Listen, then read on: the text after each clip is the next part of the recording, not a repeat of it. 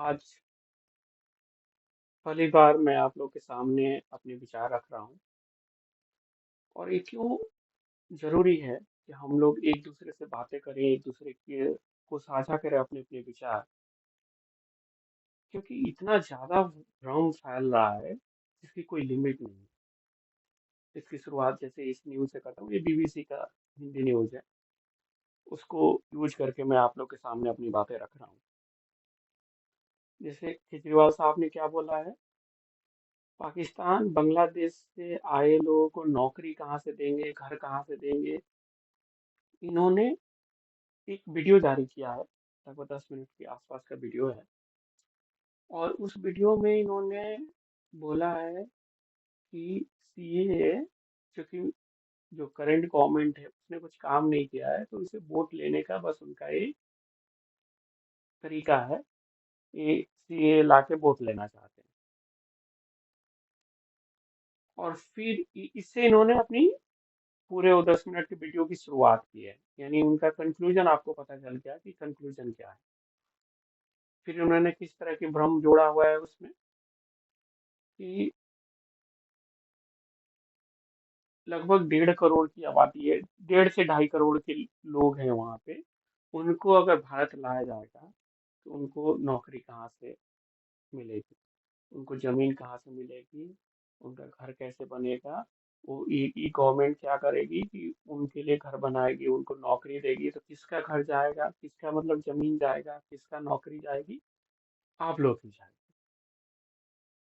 हम लोग 140 करोड़ लोगों के देश हैं। 2.5 करोड़ बहुत एक छोटा परसेंटेज है।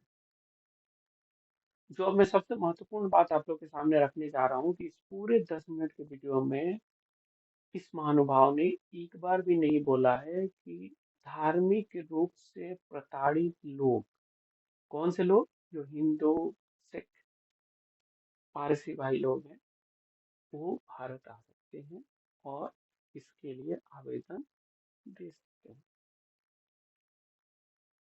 एक बार भी नहीं बोला है। ये क्या बोल रहे हैं कि वहां से पाकिस्तानी आएंगे और वो आपके घर के सामने रहेंगे, क्या आपकी बहू बेटियां सुरक्षित होगी। हम किस तरह के पाकिस्तानियों की बात कर रहे हैं, किस तरह के बांग्लादेशियों की बात कर रहे हैं, किस तरह के अफगानिस्तान लोगों की बात करते हैं। ऑल दो पुराने समय में ये सारे भारत के हिस्से थे, चाहे अफगानिस्तान हो, पाकिस्तान हो या बांग्लादेश। ये तीनों के तीनों देश मुस्लिम देश है। इनका जो राज्य धर्म है वो मुस्लिम है। यानी ये अपने आप को डिक्लेयर कर चुके हैं कि इस इस्लामिक कंट्री है। वहां पे जो अल्पसंख्यक हैं, वो अगर धार्मिक रूप से प्रताड़ित होते हैं, हमारे हिंदू भाई बहन, सिख भाई, वो कहाँ जाए, उनके पास क्या रास्ता होगा। कोई तो एक जगह हो जो उनके लिए सुरक्षित हो। और उसमें भी इन महानुभाव को राजनीति करनी है, भ्रम फैलाना। क्यों? क्योंकि बस इनको सत्ता से मतलब है। इन्होंने क्या काम किया है, क्या काम कर दिया, वो सर्वविदित है। दिल्ली में इन्होंने एक खूब ड्रामा की है। पंजाब में अभी इनके पास सब कुछ है, आप लोग वहाँ के आउटकम्स देख रहे होंगे कैसा है। सो मैं दो चीजों पे इनके इस वीडियोज पे आपत्ति दर्ज कर रहा हूँ। एक तो पाकिस्तानी बांग्लादेशी के साथ साथ आपको ये बोलना है, धार्मिक रूप से प्रताड़ित हिंदू, सिख और पारसी, उनका स्वागत किया जा रहा है। और अभी जो गवर्नमेंट ने नोटिफिकेशन जारी किया है, उसमें 2014 से पहले जो भारत में आ चुके हैं उनके लिए व्यवस्था है। ऐसे ही आपका ये बात गलत हो जाता है कि आपके घर के सामने अगर कोई वो बंदा आएगा तो आपकी बहू बेटियां कैसे सुरक्षित रहेगी। यानी 2014 से पहले वो भारत आ चुके हैं। इसमें कई लोग क्वेश्चन उठा रहे हैं कि भाई ये मुस्लिमों के साथ अन्याय है। भाई कैसे अन्याय है? ये तीनों इस्लामिक राष्ट्र हैं। वहाँ धार्मिक रूप से प्रताड़ित मुस्लिम्स तो नहीं हो सकते। अगर उस देश में भी मुस्लिम धार्मिक रूप से प्रताड़ित है तो लगभग 50 देश हैं जो मुस्लिम बहुल देश हैं। वहाँ पे इजिली जा सकते हैं लोग। ओके, तो ये एक इंफॉर्मेशन थी जो मैं आप लोगों के साथ शेयर करना चाहता हूँ। इसके अलावा अ, एक भाई साहब हैं, अभी न्याय यात्रा पे निकले हुए हैं हमारे श्रीमान राहुल गांधी जी, और जितनी घोषणाएं कर सकते हैं कर रहे हैं। अभी इन्होंने घोषणा कर दी कि भाई किसानों की सारे कर्ज माफ कर दूंगा, पूरी जीएसटी हटा दूंगा, और एमएसपी का कानून बना दूंगा। इनको इन इन जैसे भी हो सत्ता चाहिए। भाई सोने के चम्मच लेके तो पैदा हुए थे। फोटो देखो कैसे खिंचवाई है। एक दिन धान के खेत में धान काट के तो देखे ना, पिछवाड़ा लाल हो गया तो बताना। एक दिन के बाद दोबारा नहीं कर पाएंगे। एक दिन में भी क्या, 10 मिनट भी नहीं कर पाएंगे। ये लोग सिर्फ बोल सकते हैं, हवाबाजी है, किया नहीं है कभी। गरीब गरीब है, इनकी बातें सुनेंगे कि डेली गरीब। आजकल ओबीसी, जाति जनगणना, क्या जाति जनगणना ओबीसी जातिवाद फैलाने का काम नहीं हो रहा है? ये जातिवाद नहीं है। लेकिन ये बोलेंगे नहीं, ये एक सत्ता का साधन है इनके लिए। इसी तरह से महिलाओं को 1-1 लाख रुपए देंगे, सारे महिलाओं के परिवार में एक महिला। भाई 1 लाख रुपए कहीं जाके नौकरी करके पहले 1 लाख रुपए कमाओ, साल में 12 लाख रुपए तुम कमा के तो एक बार देखो, तो तुम पता चलेगा। यही जनता का पैसा, यहीं के लोगों से चुने जाओगे और फिर 1 लाख रुपए उन्हें दे दोगे। देश जाए, देश का भविष्य कैसा हो उससे कोई मतलब नहीं है। मुझे तो बस सत्ता में आ जाना है, चाहे कुछ भी करना पड़े। तो मेरे दोस्तों, ऐसे लोगों से हम सभी को सावधान रहने की एकदम जरूरत है। ये श्रीमान है ओवैसी साहब। अभी एक रिपोर्ट आई है जो एक देश एक चुनाव पे एक समिति बनी थी, उन्होंने अपनी रिपोर्ट पेश की है। और इस श्रीमान का सोच देखिए, ये हमेशा किसी भी मैटर पे उसको उल्टे डायरेक्शन में ही सोचेंगे। ये बोलते हैं कि मैं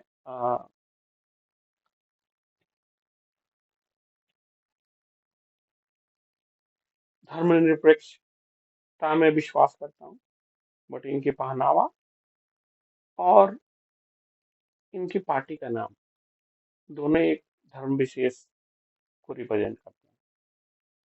तो इन्होंने क्या बोला है कि ठीक है, एक एक साथ सरकारें अगर चुनी जाएगी, राज्य सरकार और केंद्र सरकार, तो ठीक है, बट इसमें बहुत सारे लीगल प्रॉब्लम है, एनार्की आ जाएगी। मतलब कि लोग 5 साल तक जनता के गुस्से का कोई मतलब नहीं होता। भाई अभी भी किस तरीके से सरकार कोई गिरती है या बनती है, विधायकों के साथ। तो उस समय भी विधायक पर्याप्त नहीं होंगे तो सरकार गिर जाएगी। उसके लिए मध्यावधि चुनाव होगा, बट उसका जो ड्यूरेशन होगा वो उसी उसी टाइम तक ही रहेगा। जैसे 2 साल के बाद अगर फिर से चुनाव हुआ तो अगले 3 साल तक वो गवर्नमेंट चल पाएगी, अगर कोई गवर्नमेंट इलेक्ट होती है तो। बट नहीं, इनको अपनी एक निगेटिव सोच को रखना है। और इनका कहना है कि ये भारतीय संघवाद के खात्मे की घंटी होगी, है ना। मतलब भाई आपके सोच की दाद देनी पड़ेगी, कहाँ सोच लेते हो। हाँ, ये कल की न्यूज़ है, शेयर मार्केट से 13 लाख करोड़ रुपए हुए स्वाहा। ये बीबीसी का आर्टिकल है, बट आप टर्मिनोलॉजी देखिए, 13 लाख करोड़ रुपए स्वाहा हो गए। इसी तरह का स्टेटमेंट है जो मैं मोस्टली न्यूज़पेपर और टीवी चैनल पर देखता हूँ, जिसके चलते हमारे मिडिल क्लास और गरीब लोग शेयर मार्केट की दुनिया में कदम नहीं रख पाते। शेयर मार्केट में किसी भी शेयर का प्राइस ऊपर और नीचे जाएगा, या ओवरऑल प्राइस ऊपर और नीचे जाएगा, पूरे मार्केट की बात कर लेते हैं। ये डिपेंड करता है कि कितने लोग खरीदने में इच्छुक है, कितने लोग बेचने में इच्छुक है। और अगर कोई इन्वेस्टमेंट के लिए शेयर मार्केट में आया हुआ है, और मैं मान लेता हूँ कि मैंने एक शेयर खरीदा था 100 रुपए में, और कल की जो गिरावट हुई है उसके चलते मेरे शेयर की प्राइस हो गई 20 रुपए, तो मेरा नोटेशनल लॉस है। उसे मैंने बुक नहीं किया। मैं अगर मैं उसे बेच देता हूँ, 80 रुपए लेके आता हूँ अपने पास, तो 20 रुपए का मेरे पास लॉस हुआ। अगर मैं मार्केट में हूँ और फिर से मार्केट जब वो ऊपर आ जाएगा, तो हो सकता है कि वो मेरा लॉस आराम से कवर हो जाए और उसके आगे भी चला जाए वो, मैं कुछ लाभ भी कमा सकूं। तो हम सभी को इस तरह के भ्रामक चीजों से सावधान रहना है। ये मैं आज अपना पहला वीडियो डाल रहा हूँ, और इसी तरीके से मैं आप लोगों से बातचीत करता रहूंगा। अलग अलग मुद्दों पे अलग अलग जो भी मैं आपके साथ अच्छी तरीके से साझा कर सकता हूँ, मैं बात करता रहूंगा, अपना विचार रखता रहूंगा। हम लोग एक दूसरे से बात करेंगे, एक दूसरे के साथ चीज़ों को शेयर करना बहुत ज़रूरी है। कोई कटुता नहीं होनी चाहिए, बट हम शेयर करते रहेंगे, क्योंकि हम वर्तमान है इस देश के, इस भारत भूमि के वर्तमान, और वर्तमान ही सत्य है। क्योंकि आज जो है वही कल बनेगा। कल यानी सेंस भूत बनेगा, और आज जो है उसी पे हमारा फ्यूचर या भविष्य निर्भर करता है। तो अगर हम सभी को बहुत मेहनत करनी चाहिए अपने लिए, अपने परिवार के लिए, और अपने अपने परिवार के लिए करेंगे तो अपने आप हम अपने समाज के लिए कर रहे होंगे, और अपने देश के लिए कर रहे होंगे, है ना। और ऑटोमेटिक कुछ ना कुछ कंट्रीब्यूशन हम स्वतः होता रहेगा। खूब मेहनत कीजिए, अच्छी सोचिए, अच्छी चीजें देखिए, और हमेशा स्वस्थ रहिए। आपकी लाइफ का पहला मंत्र क्या होना चाहिए दोस्तों? आपका स्वास्थ्य। क्योंकि जब आप स्वस्थ रहेंगे तभी कंट्रीब्यूट कर पाएंगे, चाहे अपने लिए हो या अपने परिवार के लिए हो, और उससे आपके समाज के लिए, आपके राज्य के लिए, आपके देश के लिए। बहुत बहुत धन्यवाद। फिर मिलेंगे।